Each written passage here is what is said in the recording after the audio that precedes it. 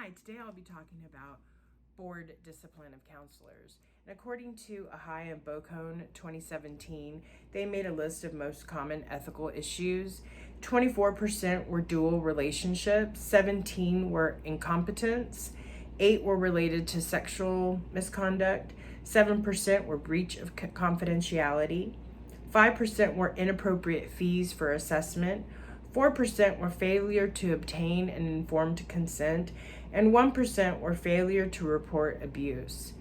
Being that the most common was dual relationships, that's pretty shocking. And I guess highlights how important it is to set those professional boundaries and stick to them and maintain them. And I guess also too, just how easy it is to cross that line. So I guess just how important it is to always be aware of setting those boundaries. And one case that I found that was here in Texas, it happened between January 2020 and May 2020. A counselor was treating a couple, and I guess they had fallen on hard times and were actually homeless, and she had on multiple occasions paid for them to have a hotel stay. So the Texas administrative codes that she violated were L, M, 1 through 2, and 6. And basically it was, to set and maintain professional boundaries, and that, non-therapeutic relationships are prohibited. That they, if you are going to have any kind of non-therapeutic relationship with a client, it has to be 2 years after the last time you saw them. And then lastly, a counselor cannot give or receive a gift valued over $50. And obviously her paying for them to stay in a hotel was definitely over $50, especially she did it multiple times. She her license was reprimanded, and she has to perform 30 hours of continuing education. Regarding the hours need to be regarding ethics, risk management, out of office experience, advanced standard of care, dual relationships, and self-disclosure. So once she performs those 30 hours, then she will be able to receive her license back.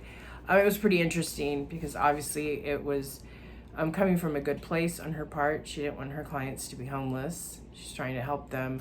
But at the same time, if you violate the code, or the rules, they're set for a reason.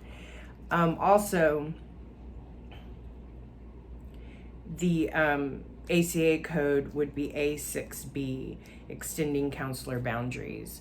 So she, was obviously, while again thought it was therapeutic, she was outside of the counseling boundaries in what she did.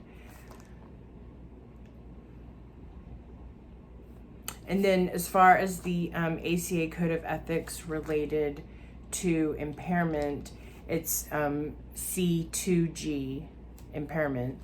And it basically states that counselors are to monitor themselves for any signs of impairment and, any mental or emotional problems, and to refrain from offering or providing professional services until they have taken care of themselves.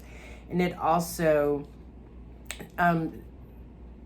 asks that counselors assist their colleagues and supervisors in recognizing their own professional impairment. So if they notice that a colleague is having issues, that they talk to them and, try to help them get into a better place.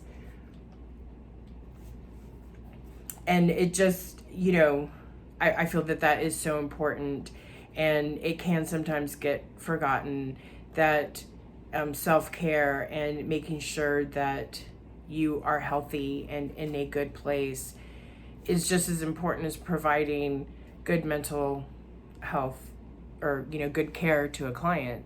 if you're not taking care of yourself, you won't be able to help them. So it's very important to maintain that and be self-aware.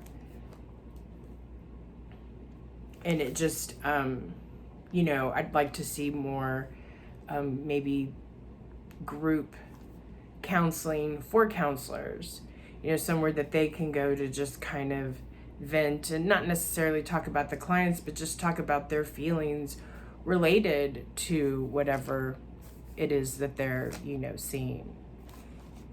Thank you.